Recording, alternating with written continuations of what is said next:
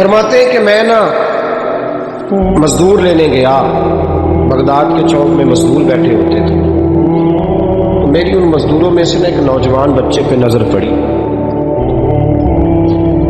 بڑا کمزور سا وجود تھا لیکن چہرے پر عبادت کا نشان تھا، ماتھا بتاتا تھا کہ نماز کا بڑا خیال رکھتا ہے۔ میں اس کے قریب گیا، چہرے بھی بڑا کچھ بتاتے ہیں نا، چہروں میں بھی بڑی رانائی ہوتی ہے۔ فرماتے ہیں میں قریب گیا، میں نے اس کو کہا بیٹے مزدوری کرو گے؟ تو کہنے لگا مزدوروں میں بیٹھا ہوں تو حضور مزدوری کے لیے ہی تو بیٹھا ہوں۔ تو میں نے کہا کہ چلو پھر۔ کہنے لگا نہیں میری کچھ شرطیں۔ میں نے کہا بتاؤ؟ کہنے لگا پہلی شرط یہ ہے کہ لوگ 4 دینار دیہاڑی لیتے ہیں، میں 3 دینار لوں گا۔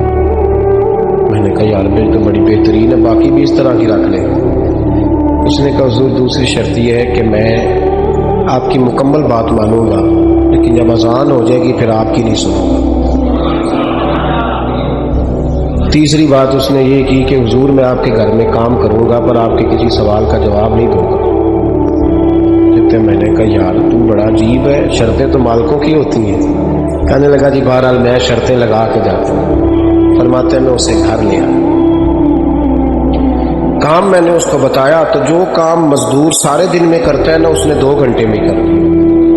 ہمارے مزدور سگریٹ پینے میں بھی تو آدھا گھنٹہ لگاتے ہیں، وہ چائے پینے جائیں تو پونا گھنٹہ وہاں۔ ان کو بھی تو دیانتداری کرنی چاہیے کہ نہیں کرنی چاہیے؟ معاہدہ کیا ہے نا جی تو پورا اترنا چاہیے۔ کہتے 2 گھنٹے میں۔ اب کام جب بندہ شروع کراتا ہے تو کام اور نکل آتا ہے۔ کہتے کام میں نے اس کو اور بتا دیا، وہ کرنے لگا۔ اس نے مٹی نکال کے رکھی تھی باہر رستے میں، تو اذان ہو گئی زور کی، اس نے وہیں کدال چھوڑی کہی اور چلنے لگا۔ تو میرا بیٹا کہنے لگا اس کو ذرا برابر کر دو۔ کہنے لگا چپ کر جا، تیرے باپ سے بات ہوئی تھی، جب اذان ہوتی ہے تو میں کسی اور کی نہیں سنتا، صرف اللہ رسول کی سنتا ہوں۔ کہتے ہیں مسجد چلا گیا، نماز پڑھ کے آیا تو دوپہر کا وقت تھا۔ میری بیوی کہنے لگی اس کو کھانا کھا لے۔ کہتے ہم نے کہا کھانا کھا لو، تو کہنے لگا میں نے روزہ رکھا، رمضان بھی نہیں تھا، نفلی روزہ رکھا۔ فرماتے ہیں شام ہوئی، میں نے 3 دینار دیے تو میں نے کہا تیرا نام کیا ہے؟ کہنے لگا میں نے آپ سے کہا تھا میں کسی سوال کا جواب نہیں دوں گا۔ تو وہ چلا گیا۔ اگلے دن میں پھر لینے گیا اسے، کام کچھ اور نکل آئے تو لوگوں نے بتایا وہ صرف ہفتے والے دن آتا ہے۔ میں نے کہا کیوں؟ کہنے لگے جی وہ کہتا ہے میرا ہفتے کا خرچہ 3 دینار ہے، جب 3 دینار کما لیتا ہوں تو باقی سارا ٹائم اللہ رسول کی ذکر میں گزار دیا کرتا ہوں۔ فرماتے ہیں جی اگلے ہفتے میں پھر لینے گیا، میں نے پورا ہفتہ انتظار کیا کہ کام اسی سے کرانا ہے۔ میں جب گیا تو میں نے کہا چلو، کہنے لگا میری شرطیں یاد ہیں نا؟ اور میں نے کہا یاد ہے بھائی، ساتھ چل۔ فرماتے ہیں کام کرایا، 2-3 ہفتے وہ آتا رہا۔ ایک ہفتے میں گیا تو لوگوں نے کہا حضور آج نہیں آیا، کیوں؟ کہنے لگے بیمار ہو گئے۔ کہاں گھر ہے؟ کہنے لگے بغداد کے قبرستان کے پیچھے جو کچی آبادی ہے اس میں رہتا ہے۔ فرماتے میں گیا، دروازے پہ دستک دی تو کہنے لگا حضور آپ ہیں؟ دروازہ کھلا ہے، آ جائیے۔ فرماتے ہیں میں اندر گیا تو میں نے کہا تمہیں کیسے پتا چلا میں آیا ہوں؟ کہنے لگا حضور اللہ والے ہو، آپ نہیں آنا تھا، ورنہ امیر تو غریبوں کا پتہ لینے کوئی نہیں آتے۔ کہتے میں قریب گیا تو کہنے لگا میں آپ کا انتظار کر رہا تھا، تیز بخار ہے، تپ رہا۔ جیب سے کچھ پیسے نکالے، کہنے لگا یہ پیسے رکھ لیں۔ ایک انگوٹھی نکالی، کہنے لگا حضور آج رات کو میرا انتقال ہو جائے، ان پیسوں کا کفن خرید کے صبح جنازہ پڑھ کے مجھے دفن کر دینا، اور جب دفن کرو تو یہ انگوٹھی لے کے عصر کے بعد ہارون رشید کے پاس جانا، آپ اسے کہنا میں نے ملنا ہے پر وہ آپ کو ٹائم نہیں دے گا، آپ اس کو آواز دیجیے گا کہ تیری ایک امانت ہے میرے پاس، پھر وہ آپ سے ملے گا تو انگوٹھی دے دیں، پھر آپ میری طرف سے فارغ ہیں۔ حضرت فرمانے لگے تیرا نام؟ اور کہنے لگا حضور وقت تھوڑا ہے، آج رات میں نے جانا ہے، بڑی لمبی معافی مانگنی ہے رب کریم سے، اگر مناسب سمجھے تو مجھے اپنے رب سے تنہائی کر دے۔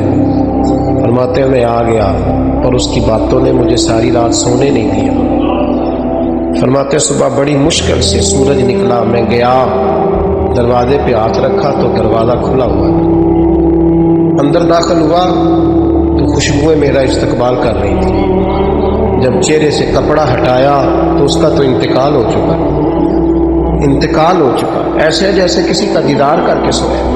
کہتے میں تو 2 آدمی لے گیا تھا جنازے پہ، پر پتہ نہیں دنیا کدھر کدھر سے آئی، کہاں کہاں سے۔ اکھاں جدوں میٹیاں زمانہ مینوں روے گا، اپنا تے اپنا بیگانہ مینوں روے گا۔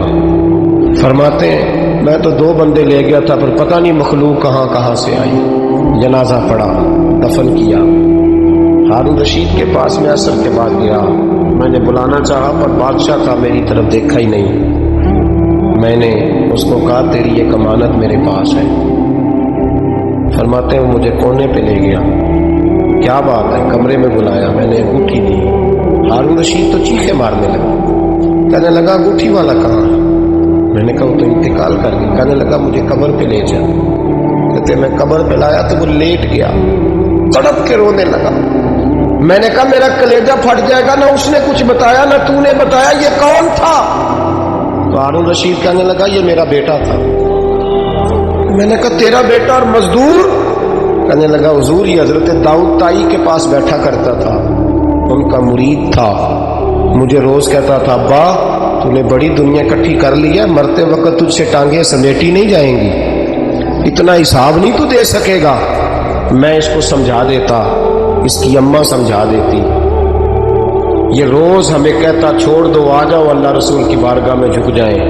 ہم ایک دن یہ چلا گیا، کہنے لگا پھر تمہارا رستہ اور ہے اور میرا رستہ اور ہے۔ یہ سونے کی انگوٹھی غلطی سے اس کے پاس رہ گئی، غلطی سے ہیرے کی انگوٹھی چلی گئی۔ کہنے لگا دیکھو میرے بیٹے نے آج وہ بھی واپس کر دی ہے۔